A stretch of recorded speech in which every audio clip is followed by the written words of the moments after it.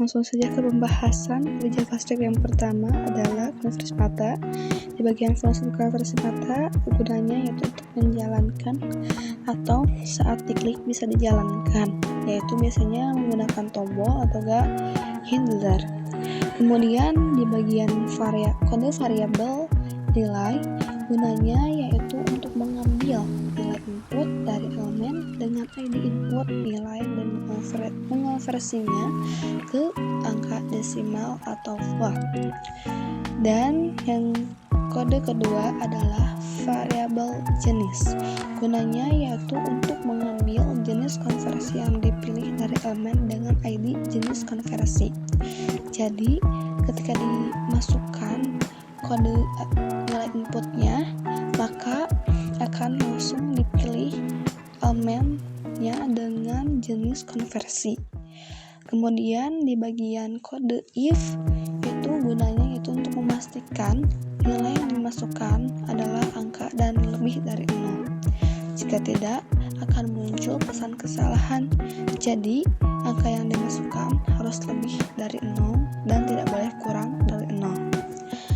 Kemudian di bagian kode else if, itu gunanya yaitu untuk mengkonversi dari meter ke dioptri.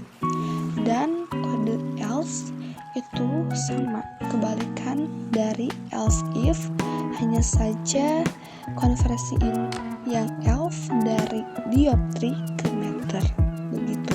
Dan yang terakhir adalah kode dokumen getElement by ID. Itu gunanya yaitu menampilkan hasil konversi ke elemen dengan ID hasil, seperti itu. Lalu yang kedua adalah kode JavaScript menghitung hari atau menentukan hari. Langsung saja ke penjelasan kode JavaScript-nya. Di sana terdapat variabel input tanggal. Itu kegunaannya untuk mengambil nilai tanggal dari input HTML. Kemudian di bagian kode if, itu gunanya untuk mengecek apakah tanggal sudah diisi. Jika belum, tidak akan ditampilkan pesannya dan akan berhenti fungsinya. Kemudian di kode JavaScript variabel tanggal, itu kegunaannya untuk konversi string tanggal ke objek data. Kemudian di kode variabel hari, itu kegunaannya untuk daftar nama hari dalam seminggu. Kemudian di variabel nama hari, itu kegunaannya untuk mengambil hari dari tanggal yang dimasukkan. Dan fungsi getDay-nya akan mengembalikan angka 0 sampai 6. Jadi seperti 0 untuk minggu dan 1 untuk Senin dan sebagainya dan seterusnya. Kemudian kode yang terakhir adalah menampilkan hasil ke halaman. Kode ini biasanya dicantumkan dengan dokumen getElement by ID hasil hari, dan kode ini gunanya untuk menampilkan hasil ke halaman. Kemudian yang ketiga adalah kode JavaScript menentukan tahun kabisat atau kode JavaScript tahun kabisat. Langsung saja ke penjelasan kode JavaScript-nya. Di sana terdapat variabel tahun, itu kegunaannya untuk mengambil nilai dari elemen HTML dengan ID input tahun, lalu mengonversinya menjadi bilangan bulat persen. Kemudian kode variabel hasil kegunaannya untuk menyimpan pesan hasil pemeriksaan. Kemudian kode if, itu kegunaannya untuk menginput bukan angka. Jadi ketika pengguna memasukkan input tapi bukan angka, maka akan menampilkan hasil pesan yang salah. Kemudian di bagian kode else if, itu kegunaannya atau aturan tahun kabisat. Itu kegunaannya untuk aturan tahun kabisat. Jadi tahun kabisat ini harus habis bagi 4 dan tidak habis sebagai 100 dan 400. Contohnya 2020 itu adalah tahun kabisat dan 1900 adalah bukan tahun kabisat. Kemudian kode yang kelima adalah else, itu kegunaannya untuk menentukan apakah ini tahun kabisat atau bukan. Kemudian yang terakhir adalah kode dokumen getElement by ID, itu kegunaannya untuk menampilkan hasil ke halaman yang akan dilihat nanti, seperti itu.